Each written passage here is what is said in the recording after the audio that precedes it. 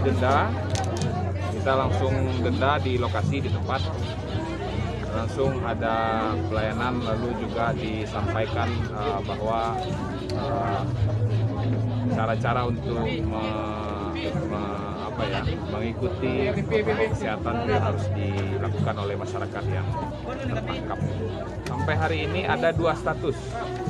Yang pertama dari pemerintahan pusat, Bukittinggi ini merah. Kalau di provinsi kita ini tercatat oranye. Dengan Pak Kapolres, Pak Dandim, bagaimana ekonomi jalan, tapi protokol kesehatan tetap harus ditegakkan.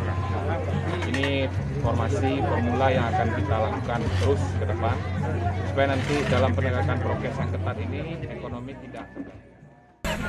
Wajib